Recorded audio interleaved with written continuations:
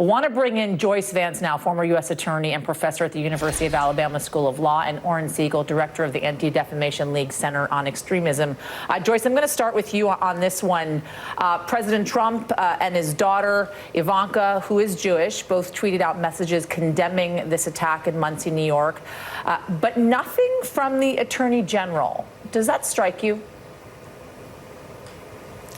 You know, it does strike me because, as Governor Cuomo points out so eloquently, there's an important role to be played here by the criminal justice system. And the Attorney General needs to be out front on this. Law enforcement can do work to prosecute, to deter future crimes, but perhaps more importantly, do some work on the prevention side. And this begins with the Attorney General taking a strong stand, with an effort being made not to jump to conclusions on these crimes, but to do the investigative work that's necessary to understand what happened and why it happened, to do outreach, to educate communities about better warning, about being in touch with law enforcement if they're seeing low-level signs of a problem. For instance, graffiti on the back of a Sikh Gurdwara, or if they're receiving just harassing walk-ups outside of their temple.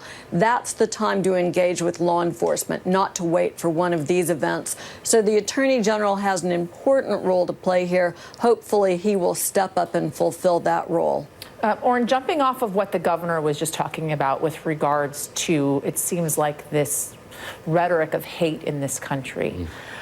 There is an incredible piece in The Atlantic, and by the way, if you haven't read it, you must read it. It is by a renowned Holocaust history professor, and it is startling to read. It is sad. It is shocking. It makes you think. He writes in part this: she writes in part this: Jews are going underground, increasingly around the world, hiding their prayer caps under baseball caps or making it harder to find their times of worship.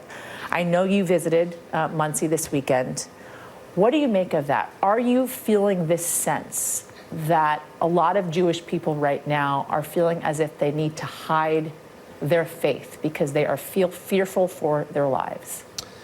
You know, I think the Jewish community is not monolithic, right? But at the same time, whether it's Pittsburgh, Poway, Jersey City, now Muncie, I think there's fear and anxiety. I think it's real. I think the communities feel terrorized. They feel alone. But I have to say, we can't just focus on that. I have seen in each case communities coming together and demonstrating resilience, allyship from other communities that have been targeted. And so, yes, the story is immediately we need to be protected. We need to make sure that the community feels safe. But we also need to embrace the fact that there are others who are speaking out and standing out, and not ignore the positive messages that tend to come out from these terrible incidents. What, Oren, moves the needle the most in situations like this? Because we have had so many of these conversations as a journalist and a news anchor who's been on air for quite some time, and having these things happen over and over again and having to cover them. I've had so many of these conversations. And what needs to happen? Dialogue needs to happen. Legislation needs to happen. Law enforcement needs to happen. What actually moves the needle? What can actually be done on the ground? What do you think resonates the most in these communities? I think it's a little bit of everything, but I think in the immediate term, we need to make sure that institutions are protected right now. In the long term, possibly the greatest... Are you fearful, though, that then we're moving more towards a police state, that when you go to your church, when you go to your synagogue, when you're going to a mosque, you have to walk through a sea of people holding guns? You have to check your bag at the door. You have to walk through a metal detector. I mean, that's not how one sees their faith, right? That's what the Jewish community has been dealing with for centuries, frankly. And even in this country, during the high holidays, usually the security is ramped up because we know these threats are always there. But the greatest investment in the future of fighting anti-Semitism and hate may lie in education. At the end of the day, we need to teach people at a young age to identify hate, stereotyping, and to know that they can be emboldened to stand up against that hate, that they can be allies. And maybe down the line, that needle starts to move. But education, better law enforcement, more investigation, social media has a role here and what the expectations are there. There's no magic silver bullet. It's a whole of society approach. I think a lot of times people want that magic silver bullet right now because it is just so painful to see these things taking place every single day. Joyce, how important is it, thinking about what the government was just talking about with regards to domestic terrorism, from a prosecutor's perspective, how important is it to make this declaration of domestic terrorism, and what things can be done from that perspective for change?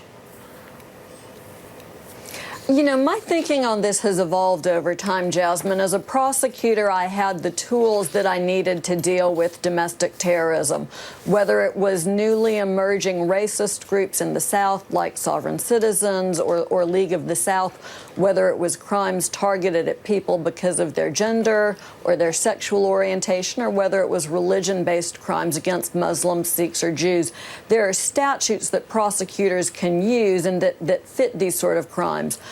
But because the face of crime is evolving in this country, we may well be at a point where we need to rethink this and have laws that designate domestic terrorism for what it is, merging our sort of traditional hate crime available statutes and creating new crimes so that people can focus on this threat and see it for what it is.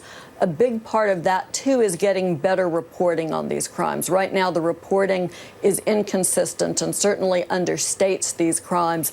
So having a new domestic terrorism statute could be an opportunity to make this reporting mandatory. All right, Oren Segal, Joyce Vance, thank you both. Appreciate it, guys. Coming up, the